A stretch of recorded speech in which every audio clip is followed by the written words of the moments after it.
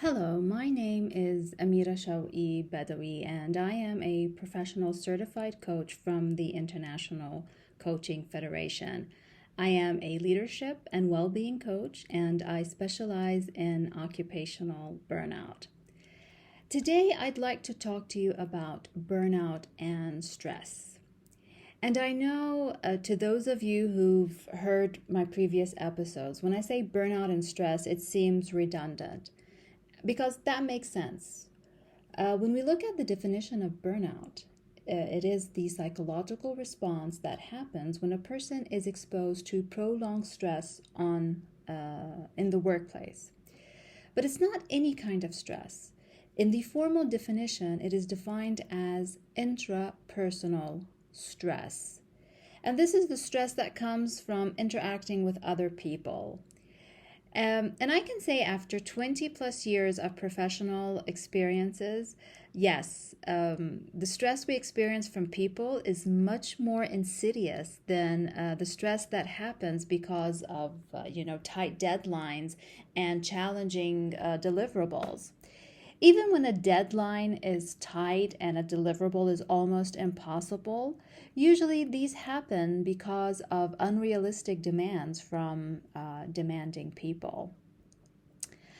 However, I do believe that intra-personal stress plays a pivotal role in burnout. First, let's define what intrapersonal stress is. This is the kind of stress that comes from within you. It is driven by self-perception, or how you perceive yourself, and how this perception manifests in your relationship with yourself. And we can examine this through our internal dialogue. How do we talk to ourselves, especially when we're going through some difficulties, facing challenges, or after a failure? Are we harsh with ourselves, or is there kindness? Another driver of intrapersonal stress would be diminished self-worth. And this happens because of an overwhelming sense of shame and believing that we are not good enough. And therefore, we don't deserve good things when they happen. Another source of intrapersonal stress would be a lack of belonging. And this is also driven by shame and the belief that we don't deserve acceptance and love from other people.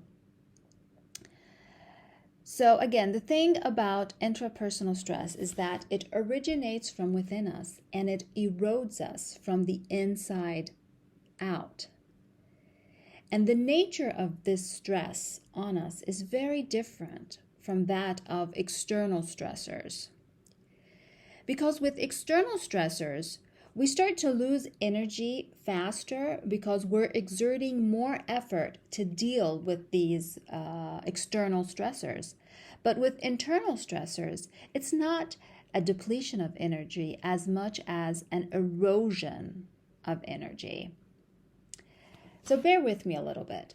Imagine that our internal energy, our motivation, is like a fuel tank. With external stressors, you're finding that you have to fill up your tank more often because you're using more energy. However, with intrapersonal stress, it's as if this fuel tank has a hole and it's leaking energy. So even when you replenish fuel, you never reach 100%. You don't feel good, you don't feel better, you don't feel energized, because while you are replenishing energy, you're simultaneously siphoning off this energy by responding to your intra stressors. And we often hear this with burnout clients, like, I still feel restless.